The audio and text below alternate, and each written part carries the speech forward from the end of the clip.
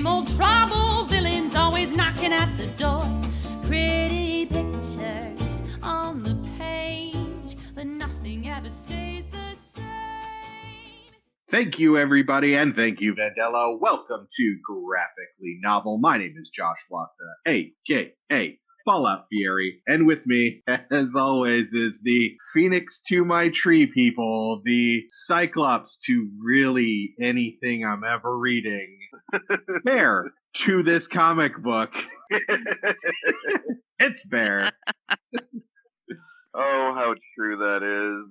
And with us for the last episode of this season, the lovely and talented Miss Jennifer Holland, the Baronessa. Woo! Taking my victory lap. Woo! You did an entire season! I did an entire season. Yay! And our guest tonight is Mr. Josh Staley. Thank you so much for joining us to talk about The Dark Phoenix. Absolutely. I'm just glad to interact with other human beings that are not my wife or stepson. So yep. And as always, an excuse to drink, which we are all doing. When I put the list for season 2 up, I put it so that anyone that followed our Facebook or any one of my friends could see it. And in the process of that, you asked to do this. You asked to do the Dark Phoenix episode. We didn't know it would be the finale at that time, but it seems very, very appropriate for catastrophic, world-ending, genocidal energy to come to this planet. Why did you choose Dark Phoenix, and can you give us a little bit of history that you have with graphic novels in general? I started collecting comics issues when I was probably 7, 8 years old, which was spawned really from an uncle of mine that has a huge collection of comic books. The first 2 that I really got into were Spider-Man and X-Men. And he gave me a lot of early Uncanny X-Men issues that he himself didn't really have a desire to read. And understandably so as an adult, why he got rid of them. But for me, it was one that I was most familiar with, and it was a movie that I hadn't yet seen at the time, and I knew it was coming out, and I had very low expectations for, given most of the prior X-Men movies. So I thought it would be fun to kind of rip on that and also go back to something from my childhood. For Dark Phoenix, we have watched the animated series Dark Phoenix. There were 8 total episodes. There were 4 that were the Phoenix, and then there's like a little break, and then there's 4 more that are the Dark Phoenix that handles this storyline specifically. We watched the new Dark Phoenix movie. Bonus points, I believe that all of us have seen X3. So if we want to throw that in, I'm opening that up for spoilers because who fucking cares if we spoil that movie? And then we, of course, have the Chris Claremont comics. So if you are following along, I will put up the picture of the actual book that we read, which was actually the 30th anniversary of Dark Phoenix when they did a reprint. For those of you following along, the Dark Phoenix saga was issues 129 to 138 of Uncanny X. Let's start with probably where most of us got our first taste. Staley, you talked about how you were reading a comic for this. I actually was not. The X-Men cartoon from the 90s, specifically the Dark Phoenix saga in that. Bear, what's your experience with it, and what was it going back? To be totally honest, I did not get the chance to watch the entire saga. I watched most of it. That cartoon is pretty nostalgic for me. Even the parts that are hokey and cheesy are still going to be good, even if it's the Dark Phoenix saga. It's kind of like the Teenage Mutant Ninja Turtles. Even when it was bad, it was still pretty good. Jen? Yeah, my first experience was also with the animated series. That was really the only experience I had with X-Men until the movies in the 2000s. It was good. I liked it a lot, but it didn't inspire me to go out and read the books. Staley, you were telling me that just before this episode, about 20 minutes before we started recording, you just finished watching the 4-part Dark Phoenix with your family. Give me a little bit of that, like, A, what was it like watching again? B, your wife, Heather, was she experienced with it? And C, Liam is how old? Liam will be 7 in July. So his experience, comic book wise, in general, is very, very green. Yeah, and did he watch it with you as well? Yes. So how did the 3 of you react? I laughed at various parts of it. Part of it being like that nostalgia from like, oh yeah, I loved this shit when I was a kid. And the other parts were like, oh yeah, that happened. Coming from watching the movie again a couple of nights ago, it was kind of a nice refresher of like, oh yeah, this wasn't as bad as that movie was. Heather got super into it. Heather was glued to the television. Liam was off and on, like popping back onto the Switch and playing Minecraft, which is fair. And Heather cried a little bit at the end, which is very Heather characteristic, and it was mildly entertaining just to watch their reactions more than my own. But yeah, for something that I genuinely haven't watched in almost 30 years now, 25 roughly, it was pretty entertaining to go back and remember the time that I used to literally watch every new episode when it was coming out in the following week. So we discussed this a little bit on the Teenage Mutant Ninja Turtles episode, but my brother and I we were nuts over this cartoon. It would air, well, when it originally aired, the new episodes would come out on Saturdays, but it would air after school once it got 2 seasons in and just keep going, and we wouldn't miss an episode. Didn't matter if we watched it, a dozen times before. But watching it now, so I have a sister that's 6 years younger than I am. Watching her, I watched a lot of different things. I can probably verbatim give you most Disney movies. I know characters in She-Ra, and she did a lot of cartoons that were similar to things that Phil and I watched, but because we were older. She-Ra was a great cartoon. There are some problems with She-Ra, but as an adult, and the new one on Netflix I've heard is amazing.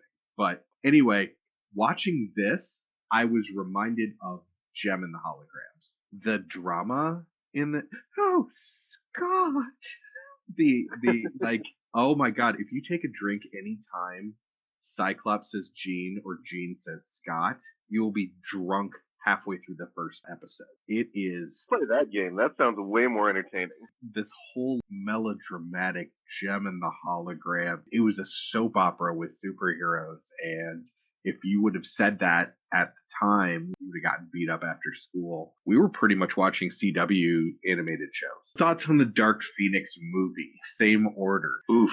I'll go. I rewatched it, I think a total of 3 times. The first time, initially, it was, hey, this is coming out in the movie theater. And then, reviews always come out prior to the movies. I wasn't really impressed with Age of Apocalypse. So I was hesitant to go and see this in the theater. And based on there not really being a single positive review, I opted not to see it in the theater. So my first experience was renting it like when it first came out on digital. And that was a waste of $4, really. So now it's on HBO and you can just stream it for free, which is better, but only to an extent. There's actually a line, and I had to rewind it when we rewatched it the other night, and it says, "You're always sorry, and there's always a speech, but nobody cares anymore." They said it, I kind of paused for a moment. Heather just, Liam, they just kept watching. But I was like, hold on, and I rewound it, and I watched that same probably 3-4 times in a row, and it encapsulates everything in the entirety of the movie, from like performances by the actors, the way it was written. It just resonated more and more the few times I heard it after rewinding, because it really does just kind of sum up the movie in itself. Very slow and it's very boring, and it feels like, while it is probably the end of the X-Men films for a while, that they knew it was the end of the X-Men films for a while and nobody seemed to give a shit. Fair enough. Fair?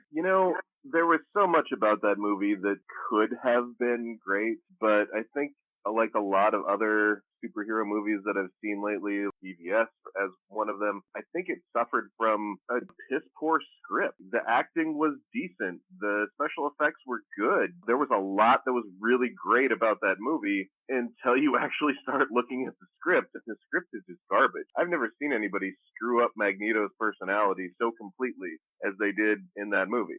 Especially considering how well they had done with him up until then. Arguably one of the better parts of Apocalypse. Yes, that one of the few good parts of Apocalypse. There were so many things. Bless all the actors' hearts. They did what they could with what they were given. Jen? I agree with Bear. I mean, the talent was there, and there was some good groundwork that had been laid down, but it was overwrought and not at the level that I had come to expect from the other films. In regards to that note, did everybody have fairly positive views of First Class, Days of Future Past, even to some extent Apocalypse? I was just about to say that I really liked First Class. I really liked Days of Future Past. I thought Days of Future Past was a third one. No, it was the second one. You're right. Because there have been 4 in this franchise. I always, for some reason, think that there's one stuck in the middle there between. I really like Days of Future Past. I like what they did. I like that they kind of reset the continuity so that they could really hit a home run. And then Apocalypse happened, and I was pissed. How do you tee up a chance like that and then just piss it away? And we went and saw Apocalypse in the theater because I'm a big X-Men person. So we rented this as well. I've watched this movie twice in its entirety. I can't tell you what happens in this movie. I mean, honestly, I thought about watching it just before we recorded to maybe be able to take notes or something. But it's like the images of the movie and whatever happened in the movie just slides right off. There is nothing notable. It's not even like notably bad to stick in my mind. It's not like a Manos, the Hands of Fate or something like that where I know how bad it was and I'm like, oh my God, remember the part when they did this? It's not Scorpion King bad where like there was bad CGI. Like Bear said, there was a lot of really good parts to it, but I didn't find the script was bad necessarily. I found it was completely and utterly forgettable. You know what it reminds me of actually a little bit? It reminds me of pick a Fantastic Four movie, like how there was so much potential and the actors did what the actors could do, but the script in the end for both Fantastic Four movies was just junk. Yeah, I mean, other than in the first one, Johnny Storm at some point is skiing and ends up making a hot tub out of snow and hits on a girl. I only remember that because it was horrible. I mean, at least it's memorable, you know? There is nothing in Dark Phoenix I can be like, oh yeah, I remember that part. Well, the only thing I remember from both Fantastic Four movies is that both times they managed to completely screw up Doctor Doom. The coolest part of the entirety of the movie happened in literally the first 10-15 minutes, and mostly it's just the cinematics of the X-Men going to space, saving the astronauts, and like the cool special effects with the solar flare and how she became the Phoenix. And outside of that, that encompasses everybody. Like Quicksilver gets a spot. Everybody gets that moment to kind of shine. And then from there, the entirety of the movie was a letdown. That was the same with Apocalypse for me. Because if I remember right, the first 10 minutes of Apocalypse were the Danger Room. Like they were basically fighting Sentinels in the Danger Room. And I'm like, oh, yeah, this is awesome. Oh, look at that. This is the X-Men that I came to see. And then it was really, really horrible until the Quicksilver scene. And then I'm like, oh my God, it's 80s Quicksilver. This is going to be so fun. And then I was like, oh, right. There's the rest of this. I thought the first 10 minutes of Age of Apocalypse was actually a flashback to 1000 BC or whatever, where they were putting Apocalypse into the sarcophagus or something like that, wasn't it? And then it might have been. I don't remember. I watched that movie once in the theater and have not gone back to it. I waited until it came out on Netflix, but I remember that being interesting to me because I hadn't had a whole lot of experience with introductory stuff to Apocalypse other than what we saw in the animated series, you know, when we were kids, and they didn't really cover a whole lot of his origin. So I thought that was an interesting bit for me. And then after that, it was like, oh, there was really nothing interesting until Quicksilver, and then nothing else interesting until Magneto's scene, and then that was it. Yeah, and on the horrible side of it, Olivia Munn did a better Psylocke on Attack of the Show than she did in a large blockbuster film. I know Bear said that he thought like the acting overall was fine. And like I do agree that the majority of issues come with the script. But my biggest thing is Sophie Turner, who played Jean Grey, by herself doesn't carry a movie. And much like we all probably recognize her from Game of Thrones, doesn't carry a series either. I feel like they put a lot of that on her, and her overall emotion throughout the entirety of the movie just really fell short. And so I kind of counted on like, well, I love James McAvoy, and Magneto and his character as Professor X in the earlier couple of movies were overall somewhat enjoyable. And they, I think, fell a little bit flat. In all the reviews that I read when this movie came out that deterred me from going to see it in the theater, somebody said, have you ever watched an athlete at the start of their career and then again at the end? I felt like that analogy really drove it home with how well they played their part, because Magneto, it was just so lackluster in comparison to the badass he was throughout the first couple of movies. And even the same with McAvoy as Professor X. I was really annoyed with the script that they had for Magneto because he's constantly waffling back and forth between, listen, I'm peaceful, I'm trying to do this thing, and then, no, oh, somebody died? Well, now I just have to go kill people again. And you're really going to change your entire worldview because one person died in an accident?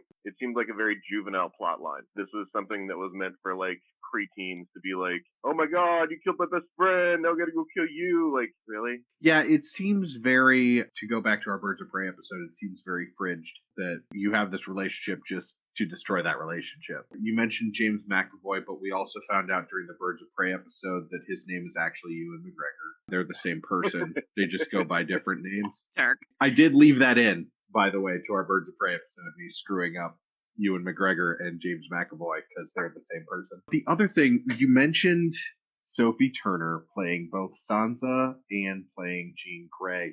And I think that you're both right. I think that there is a little actor in there. But in both cases, those characters, Jean Grey and Sansa, are very similar in that what do we know and or care about them? They are not fleshed out characters. They are annoying.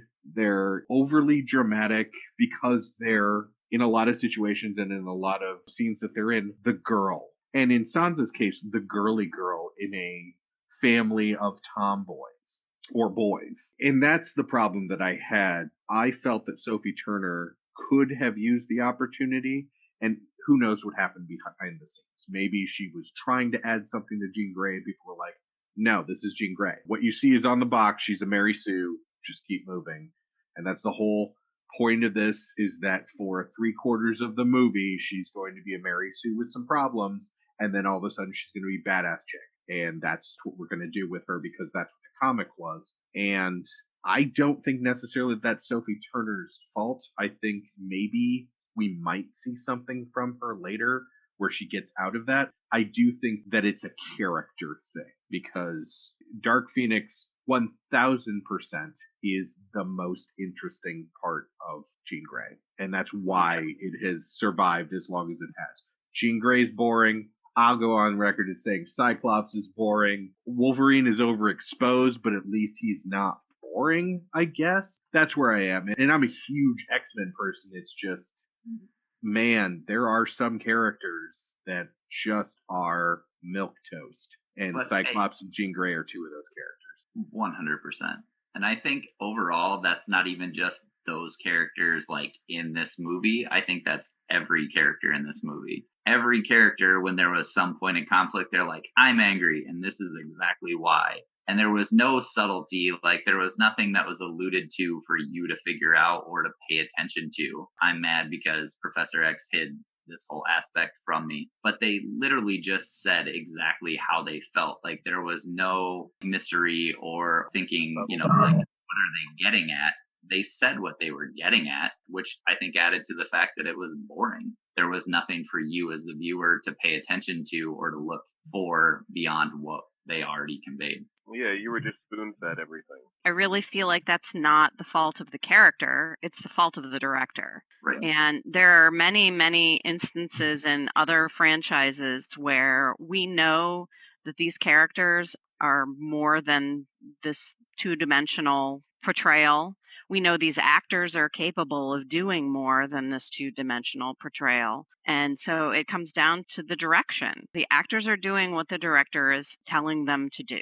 A lot of times when you look at a movie and you see this where it's just like, okay, emote, show me how you're feeling. Don't tell me how you're feeling.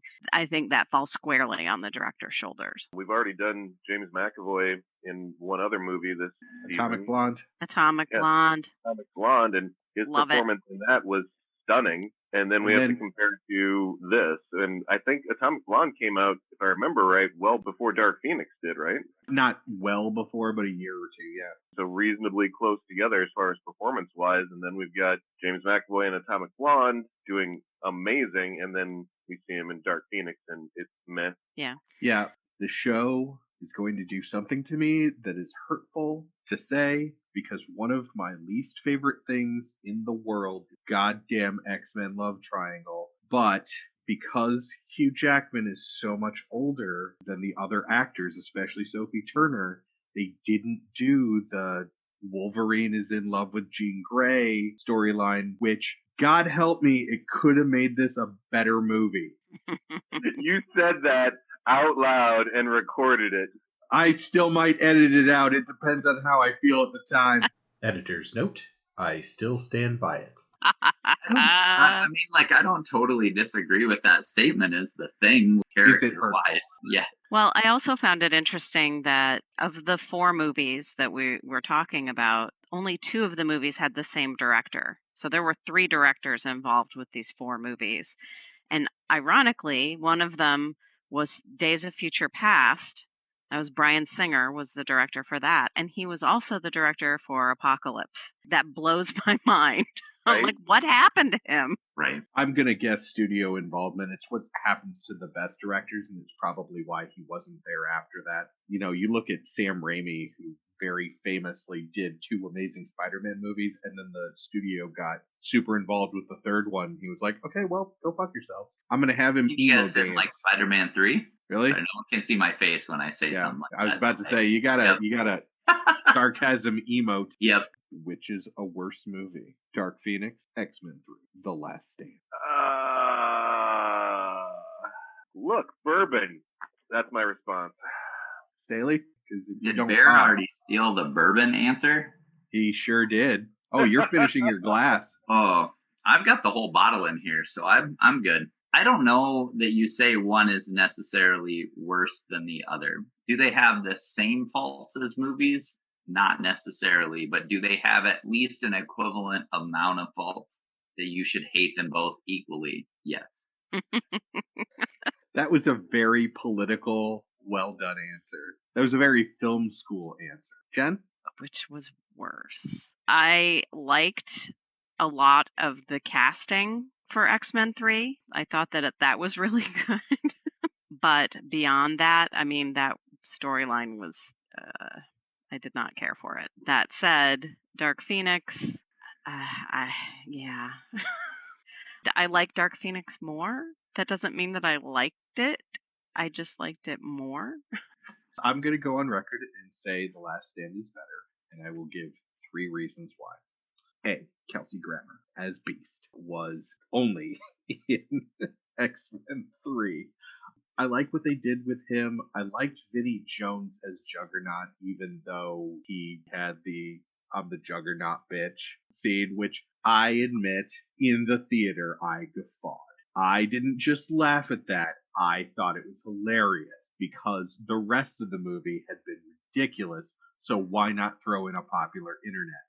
But the third reason is it is, as of yet, the only film version of my favorite storyline, which is the mutant cure.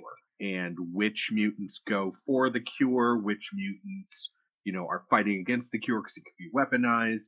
The fact that Rogue was put in that, whether or not you actually want to talk about Anna Paquin as Rogue, Katie Grace, don't at me. It's a whole thing. But if any mutant would be involved in the I want to be cured storyline, it's Rogue, which they did very well in the animated series, but as of yet, they have not redone that in any film concept. So if I ignore all of the Dark Phoenix stuff, I can watch The Last Stand and say, okay, well, there are some decent parts of this. I can't tell you what happens in Dark Phoenix, so, fair. So that brings us to the comic. Chris Claremont. So it's important to know about the writer. We're going to get a little bit into comics history here real quick. Chris Claremont was someone who started working as a gopher at Marvel and was like bringing coffee and stuff while he was in college. He was planning on being a professor and teaching basically English and started working at Marvel. At one point, somebody said, hey, can you help us out? We've got this Daredevil and Black Widow book, and he came up with a couple storylines that are actually pretty well done. And then so people were like, oh, well, maybe we'll give you like a non-credited crack at X-Men. So when they did that, he created Jamie Mannix He created Multiple Man. That was his contribution to X-Men as a gopher. We've discussed Jamie Maddox on the show and how he recreates himself, and his dupes every once in a while just decide they don't like him and they start running away or whatever. He's a great character. So Uncanny X-Men was kind of in the toilet at that point. So from issue 94, they were like, hey, we'll give you a full-time job. You're a writer now. Here you go. Issue 94 is when he started. By issue 96, he had introduced Moira McTaggart, who had not shown up until that time. She is one of the foundation stones of the X-Men when you talk about who... I'm not going to talk about anything Powers of X or House of X recently, but she plays a major role in that. But the idea is she's been around for a long time. Anybody that's a fan of the cartoon knows who Moira McTaggart is. She is the human that's always helping the X-Men. The Starjammers were in issue 107, which brings into play Scott's father and space piracy and Jen's absolute favorite character after she found out his name today, Ch'od. Some poor voice actor had to be Chode. I was just going to say, I think that might just be my favorite character ever, and I just heard about him. So keep in mind, issue 94, so not even a year later, because starting with issue 101 was the Phoenix Saga. There's a 3-year gap, and then he does the Dark Phoenix Saga, which is what we're talking about now. So Phoenix Saga issues 101 to 108, Dark Phoenix Saga 129 to 138. Now, he had established a bunch of stuff in the Dark Phoenix Saga when he did the Phoenix Saga, not knowing that he would be around in 3 years. He is famous for hanging storylines in his run that theoretically he did them so that they couldn't get rid of him, so that he years later could fill them in. This is the oldest comic that we have reviewed. The Dark Phoenix run was 1976 to 1977. For people who have not read the comic and are only familiar with the cartoon, we have to say that the team is a little different. So the team in the comic book is Cyclops, Jean Grey, Colossus, Nightcrawler, Storm, and Wolverine, who were pretty much the core team throughout most of the 70s. Beast was actually an Avenger during this time. The Dark Phoenix Saga also introduced 3 major characters that would be like, and we're just talking about 129 to 138 introduced them. It was the first time Emma Frost ever appeared with the rest of the Hellfire Club, with Jason Wingard and the Psychic Gaslights, Kitty Pryde, and Dazzler! Everybody's favorite is Dazzler. Has anyone watched the old British Avengers show? No. Years ago. No. But I also With learned Emma Peel today- and... Yes. Yeah, Apparently, the entirety of the Hellfire Club was based off of an episode of the Avengers called A Touch of Brimstone. Yep. Yes. All of that is kind of, for a comic book fan, is one of those, okay, all of this happened in this 10-issue run. So, A 10-issue run? 129 to 138. Yeah. Well, I mean, if I'm running, I usually want 10 issues. Ah, but Oh. That was Oh. more entertaining than anything of Dark Phoenix. he's not wrong. So let's start talking about the comic. Bear, I know you have a lot to say about this. I don't. I have a page of notes that could be summed up in about a 30-second rant, most of which is, this is the list of things that I got distracted by that were more entertaining than reading Dark Phoenix. Beer, a political poll. Beer, my Harry Potter game. Trump trying to deny citizenship to the children of U.S. soldiers born outside the U.S. Beer, these notes, making this list was more entertaining. That's pretty much it. Oh, and there's one note down at the end is where I wrote in, oh, I like the part where Nightcrawler took a shot at Spider-Man. Yes. That's it. That's all I got. Jen? I'm always amused by fashion choices when, you can really tell how old something is by the quote-unquote street clothes. I was highly amused by the inner circle of the Hellfire Club dressed like they were from another century, and no one really noticed or questioned it or said anything about it, I guess because they're eccentric and rich and the inner circle of the Hellfire Club, I suppose.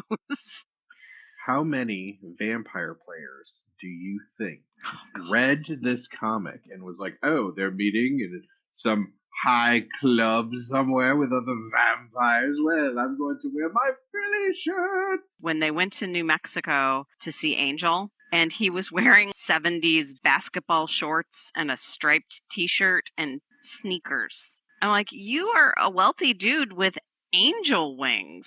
Come on. Bedazzle that shit. Oh my God, something. Staley? I think that was the fashion of the time, though. And I think that he was just trying to be consistent with, hey, I'm wealthy and I'm hip. That was actually rather entertaining. But yeah, most of my notes are specifically about the Hellfire Club's fashion and not so much anything else to do with them. But that 18th century style Yeah. in the 70s, you're like, you know what people would love is what happened several hundred years ago. Yep. Let's talk about that and let's dress exactly that way. My biggest things with the comics versus the movie or anything else was the lack of Kitty Pryde, because I feel like overall her character and the start of her character was more significant to future X-Men issues. And that was completely ignored outside of the comics. And even in the comics was very like, oh, she's just a little girl, like, don't worry about it. And then she just disappears for like the last half of the rest of the comics. I like Banshee as a character. I somewhere hoped that he would appear throughout the movie and he just never did. But like really that movie, it had a good Irish brogue at some point throughout, would have been far more entertaining. You gotta like the idea of a Scotsman that can just scream loud enough to fly. Yeah. It makes William perfect Wallace, sense. less violent. Going from one kind of ridiculous character to another, one of the characters that I mentioned that was introduced in this seemed, to me, far out of place, knowing how she was supposed to be introduced, and that is Dazzler. You talk about clothes, you talk about personifying the 70s and everything. Was Dazzler a welcome relief from the other stuff going on in this comic, or was she somehow a distraction? Did she just add to the horribleness? Well, I was confused because if she was so spectacular at performing, why was she performing in this underground disco? Seriously? Underground disco? Okay. But if she was so amazing a performer and she was dedicated to doing that because of whatever she got from performing, why was she doing it in the skeeziest of skeezy places? That's a good question. Everybody has to start somewhere. I mean, but she wasn't just starting out. She was popular and Right. had a following. And there were big name discos in New York during that time. Well, you probably couldn't drop those names due to copyrights and. Well, right, but you could make a Club 73 instead of Studio 54. You know, it could be Yeah. something else rather than this like building where I think Scott Summers said it smells like it hasn't been cleaned since the building was built. I think there was a serious lack of drug use given the introduction to Dazzler, because there's no way in hell that normal everyday people were like, you know what sounds exciting? Let's go check this out. Right. I think you're spot on. And maybe that's kind of what they were trying to refer to without being too without getting blatant. pulled Yes. by the comic book code. Yeah. Because Yeah. comic book code is in full effect during that time. Yep. I have gone on record as saying as I get older, it's harder to read older and older comics. Alan Moore has been my example this season, not just because of what they're talking about or the fact that what they've done is cliched or not at this point now. Writing is smaller, the art is very different. It's a style that I'm not used to reading. How do you modernize Dark Phoenix to work today? Obviously, the movie didn't do it. Obviously, X3 didn't do it. Is there any way to save this story? I think shy of completely retelling the concept, that no, what it was at that time was created, I would say majorly because of the time it was created, and even beyond the artwork. And the director for Dark Phoenix, I think, said for him to include any of the aspects of the Hellfire Club and basically the first half of the entire story is he would need a 4-hour movie. And dear God, thank you for not letting him do that. But it's and not also that the Hellfire Club was already in first class. Right. And better told in first class than it was completely ignored in Dark Phoenix. Fair? Person that nobody cares about gets ultimate cosmic power, and then something else has got to happen, and the whole thing needs to be redeemed. I say you go read the Transformers comic book and watch when Starscream catches the Allspark. That was a better story. Wow. All right. That's a bold statement. Not something that I've read or seen. So, Oh, we'll I cover it. get that Don't worry. reference. Jen? Got it. I kind of looked at it a little bit differently, like similarly to Bear. At its core, it's the good and bad side or the light and dark side of a personality or of a person, and how, you could examine better in a more interesting way why it's not good to go to either extreme. And I kind of feel like that's what they tried to do with Jean Grey. Jean Grey is this lovely person who's good and cares about everyone and has a great heart and is sweet and kind and caring, and Dark Phoenix wants to eat your soul. And they're both really her, even though Dark Phoenix is supposed to be this alien whatever. I really think that at its core, that's kind of what they're trying to examine, is going too far to either side.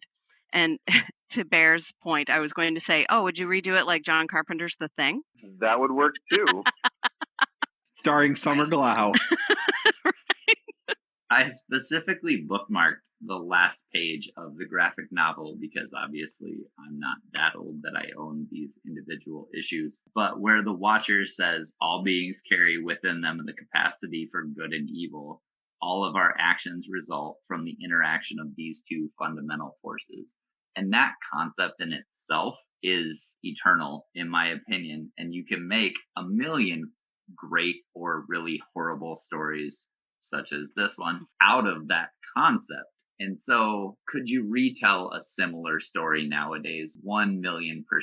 Should it be done in the same capacity or with the lack of the artistic ability, the character development, like all of the things that went into why this one didn't meet those same expectations for a similar story nowadays? It's tough to say. I like that concept. That concept's been used over and over in other tales, and this one could have been done justice to the same concept, but it wasn't, in my opinion. So I think the root of the issue for me is Jean Grey, is who they framed this entire story around. So what I would suggest is a more interesting character or one that already knows struggle so that can actually hold up some sort of a fight. I would give the Phoenix Force to David. I would give the Phoenix Force to Legion after seeing what happened his show and how he has struggled for the 3 seasons or whatever. That's what I would have made the 4th season of Legion, is basically the Dark Phoenix Saga Legion edition, where he finally meets his father, he's brought into the team, it's a whole thing, and then boom, he's an Omega level mutant, the Phoenix finds him, and now you're not dealing with Jean Scott. You're dealing with somebody who is already known not to trust his senses and not to trust outside influences trying to break in and influence him, but at the same time he's just rekindling a relationship with his absent father. So then you have a Professor X storyline that we really don't see a lot, and that's Professor X actually being sorry that he's a dick. I want it. Let's do it. I'm totally in. I figured that would be the end result there. What do you guys think of the difference between the comic and the movie, where basically in the comic, Cyclops is the one that up and leaves at the end of the Dark Phoenix saga, whereas in the movie, it's Professor X removing himself. They name the school after Jean Grey, like he's done, because we know it's the end of James McAvoy ultimately playing Professor X in the end of the film saga. Any opinions or feelings of which character should have left, or the impact that them leaving might have had on the future of either had they made another movie or the progression of the comics? I'll say my hidden number 4 best thing about X-Men 3 is Cyclops dying off screen very quickly. I am not a fan of Cyclops. I find him annoying and Boy Scouty and all the things that are just the best part of Scott Summers is when he died and came back as Apocalypse for a while and still had like aspects of Apocalypse in him. That was a great few years before they basically just rewrote him to again be horrible. So yes, my vote is Cyclops leaving. it didn't really matter much to me either way. One school is pretty much the same as the other school. At that point in time, I wasn't particularly super fond of Professor X. He's more interesting than Scott, at least, and I'd probably go that way. But other than that, it didn't really appeal to me much one way or the other. It made more sense that Professor X went away because Scott and Jean were together, right? They were dating, whatever. You lose someone in your life. It sucks, but you move on. Professor X was her father figure, her mentor, her teacher, and could very well blame himself or have others blame him for creating what she became. So it makes more sense that he would leave because he felt like he misused his responsibility. Scott, whatever, he can go scratch. That plays into like various other X-Men storylines as well, because Professor X bails and like Cyclops holds him accountable for this or that. And yeah, like I think universally across multiple storylines, Professor X was the appropriate person to leave because of where it leaves the team and their capabilities of somehow going forward if you choose to do that, I guess. There's another podcast called Jay and Miles Explain the X-Men, where they go from the beginning of X-Men through. And a theme that they have found is Professor X will fake his death, abandon the X-Men, or just leave at the drop of a hat. Or actually die sometimes at the drop of a hat. It's not a great figure. It's why I've really found the Professor X is a dick aesthetic. I'm not going to ask, would you continue to read this comic? Because I don't think any of us are going to pick up that late.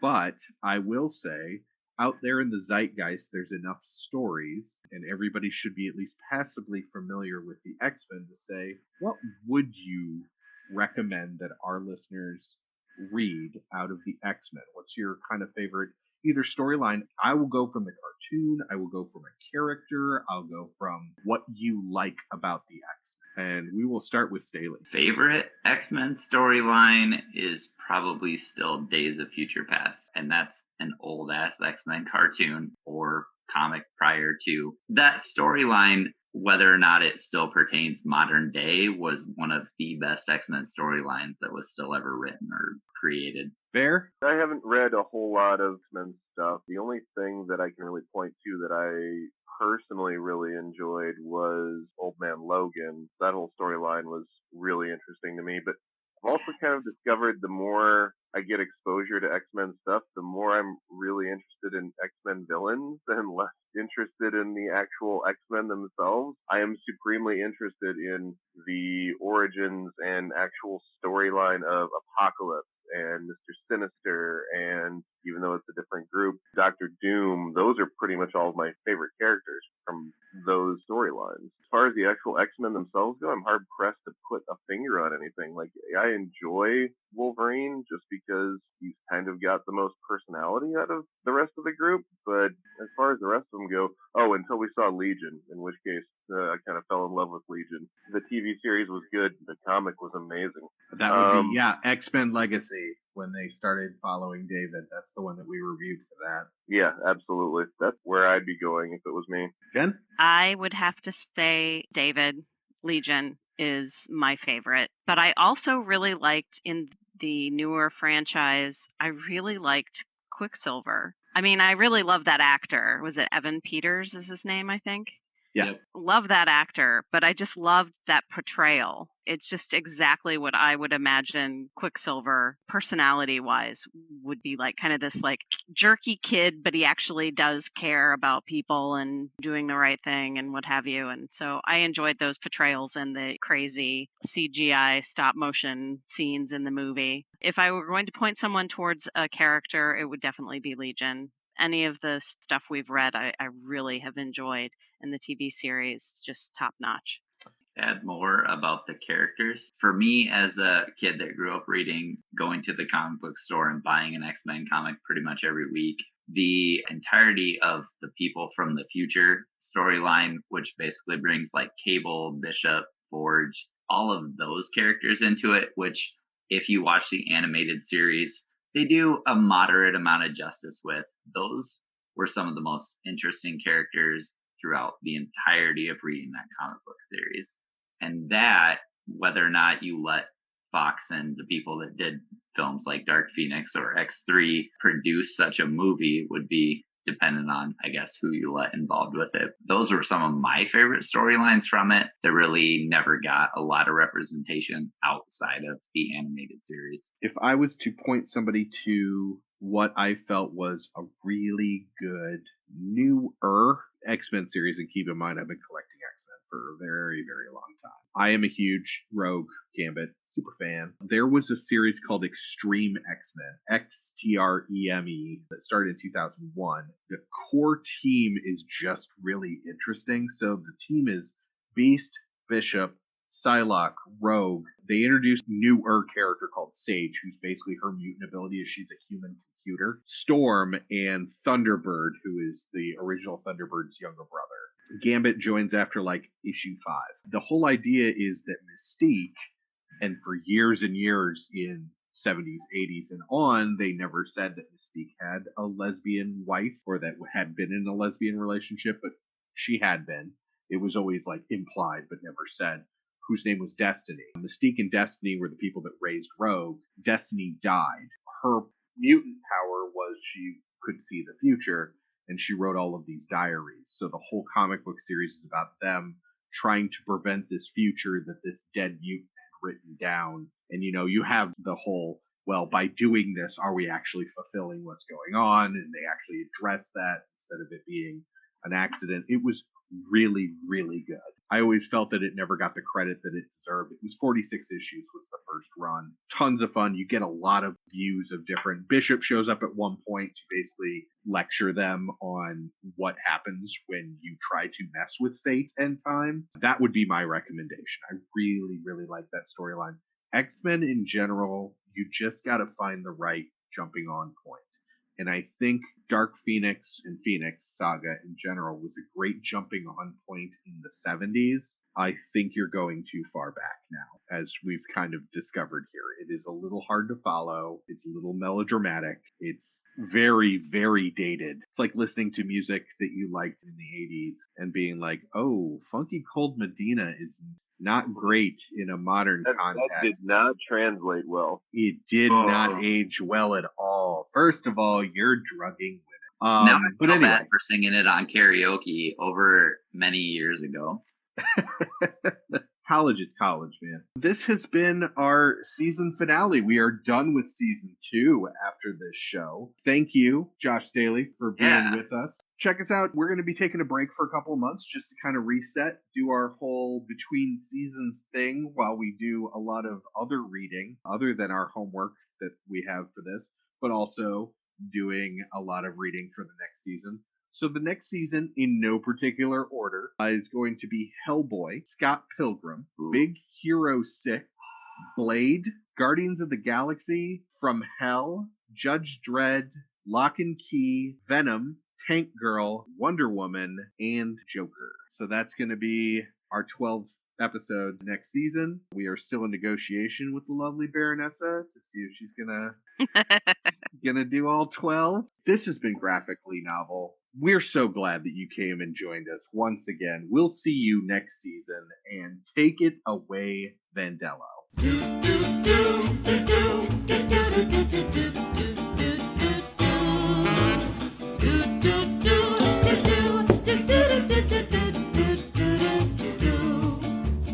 Come with me, I'll tell a story that you might have heard before.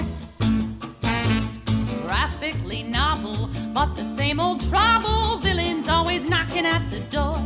Pretty pictures on the page, but nothing ever stays the same. Do do do do do do do do do do.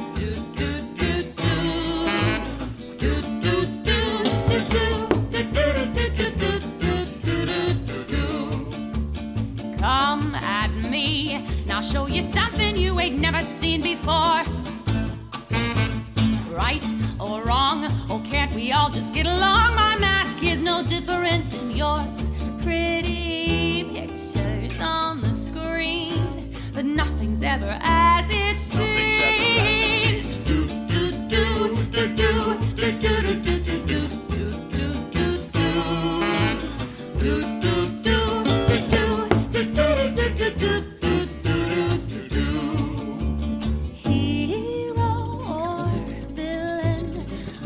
door.